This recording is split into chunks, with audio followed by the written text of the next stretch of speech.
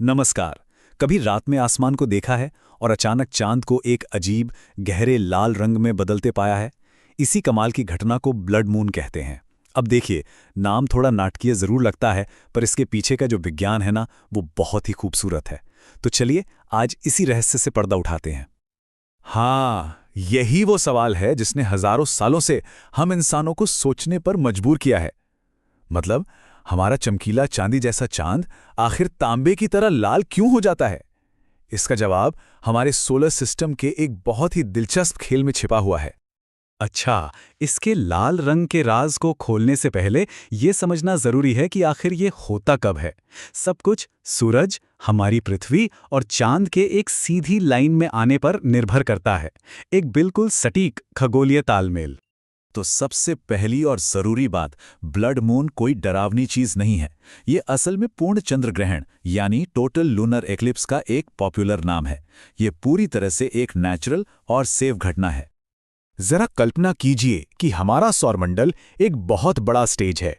अब इस स्टेज पर हमारी पृथ्वी घूमते घूमते ठीक सूरज और चांद के बीचों बीच आ जाती है, बिल्कुल एक सीधी लाइन में।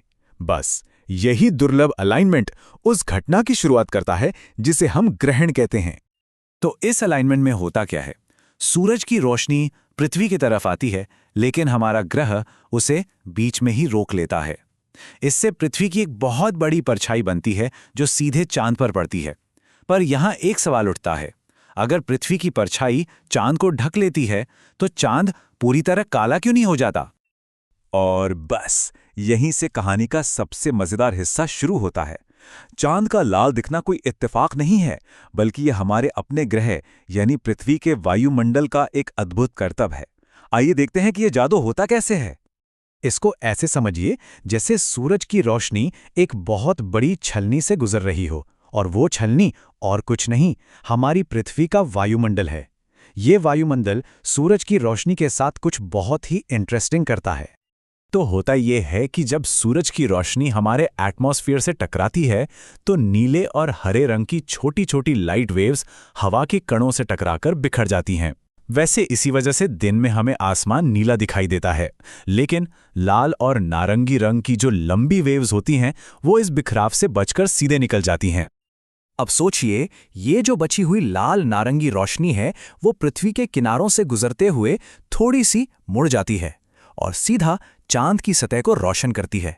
असल में उस वक्त चांद पर जो रोशनी पड़ रही होती है वो पृथ्वी पर हो रहे सारे सूर्योदय और सूर्यास्त की मिलीजुली रोशनी होती है ना कमाल की बात?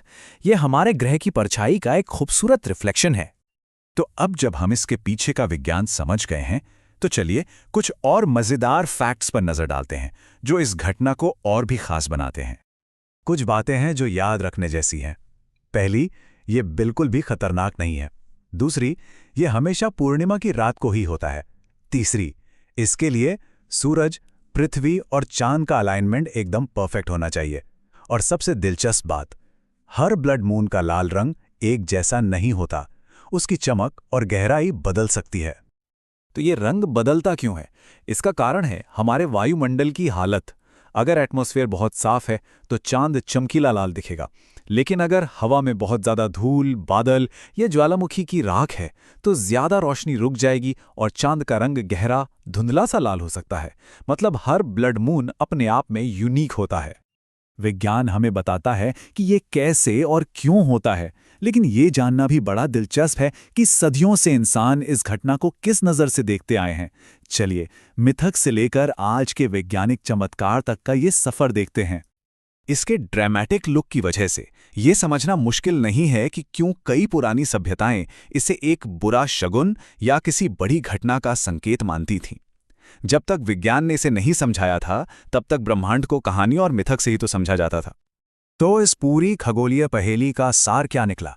सार यह है कि ब्लड मून एक पूर्ण चंद्र ग्रहण है जिसमें चांद का लाल रंग कहीं और से नहीं बल्कि हमारे अपने वायुमंडल से छनकर आती हुई सूरज की रोशनी की वजह से होता है। तो अगली बार जब आसमान में वो लाल चांद दिखे तो उसे किसी अपशगुन की तरह नहीं बल्कि हमारे अपने घर, हमारे पृथ्वी का एक प्रतिबिंब समझिए।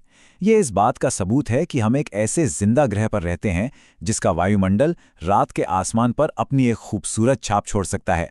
इस नज़ारे को देखकर मन में क्या ख्याल आता है?